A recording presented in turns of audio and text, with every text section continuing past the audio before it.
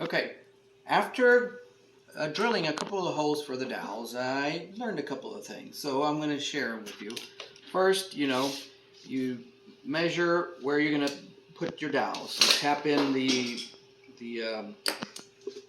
hole punch so that you can more easily put in your drill bit. So what you're going to do is, push it in just a little bit until it catches in. Okay, so just as long as your bit gets in there and sets a tone of, and it won't move anymore. So now you bring in your little template, angle template. You start it, and at the same time that you are keeping it at the same speed, you bring it down. You don't let go of it until you get to that angle.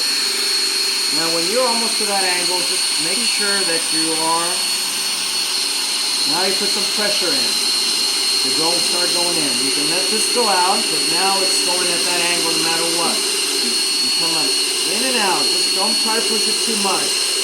There you go, now it came out the other side. So you're stopped. Now let's do this other one, another trial.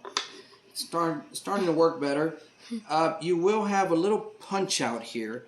What we're going to do with that is we're actually going to, since this is a cleaner cut in the front where you started, we're going to keep that to be the outside. You're going to punch everything in from the opposite end that you screwed in. So let's do this one again. Okay, there we caught.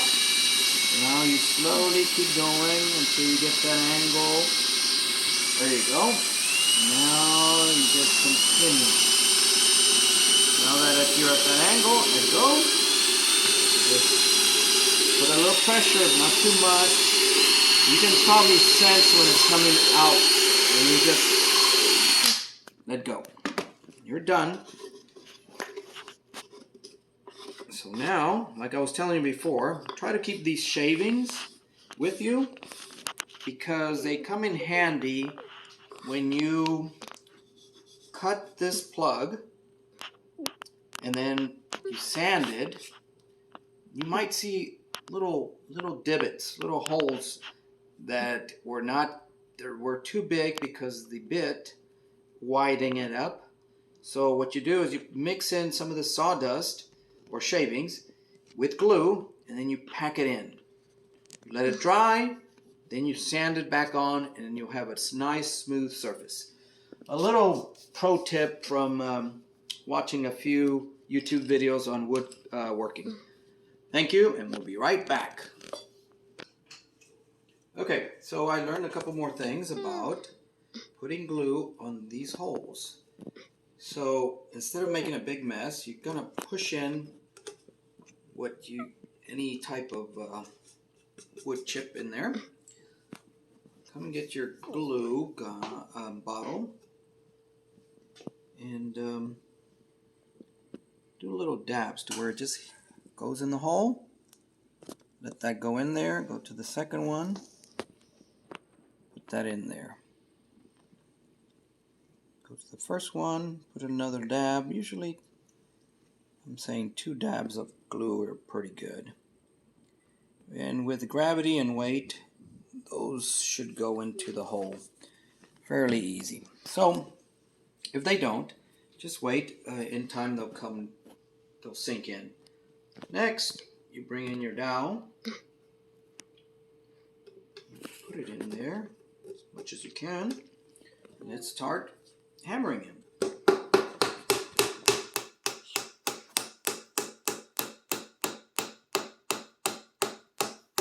Now I actually cut these a little bit more than 2 inches, which is what I gave you, and it helps out because in the long run you have more surface to hit, so that you don't mar your wood. Otherwise you gotta be like almost exactly kind of guess when the piece of dowel came on the other side. So you wipe off the excess glue with a dry towel. Come back with a semi-wet or moist towel and just kind of pick that up. The wood is going to dry with this moisture a lot quicker than the wood, than the glue on the dowels. So it doesn't matter if you get it a little bit wet.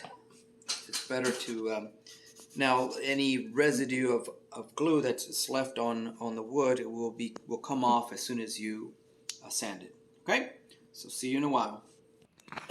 Okay, we're gonna count now. It's been 40 minutes. We're gonna cut the dowels off. Try not to dig into the box. Just cut the dowel off. If it's a little bit stubby up, it's fine because we are going to be sanding this. So Christian already cut these two. Now he's going to cut these to the side. So start from the bottom and cut. Try not to cut the box itself. Okay, there you go. I just noticed if it feels like rough, that means you're not cutting it right. If it feels like easy to cut or smooth, that means you're doing it right. There you go. And we're about to start Another one. Sanding. So now, wait, Christian, stop. Okay, another substitute for instead of using this little scroll saw, if you have one of these utility saws, these come in handy for this. Now, the best thing for this is what they call a Japanese backstroke saw, which I cannot find for the life of me, but so we're improvising. But this is a cool little fellow. Now, remember, you need to put on your pause. All right, I'm back. Forgot to tell you. When you're using power tools or any type of machinery that makes a lot of noise, it doesn't have to be powered because a lot of hammering can get into you. You know, just squeeze these puppies into your ear, push them in. I know that there's different ways of doing it. Let them expand in your ear so you have good. Now you have your safety glasses on. Mine are safety glasses. And this little booger will help you cut things. Now you got to be careful so you don't scratch the wood. But here we go.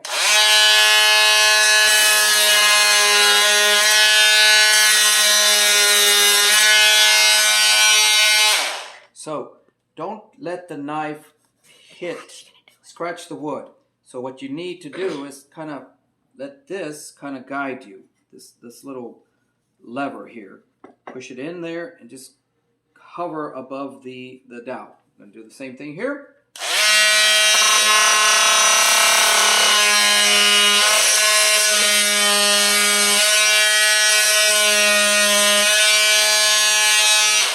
And we're done. Now, the thing I found out, now we're just going to start sanding this box. Okay, pause. Okay, so these guys are off. Now we're going to sand this. So I'm just going to give out a couple of pointers.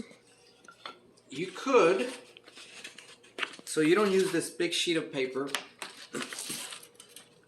get it into a corner and cut one piece. Okay? Now fold it up a little bit and you can start sanding with this. And that will work. See, you're doing your job. This is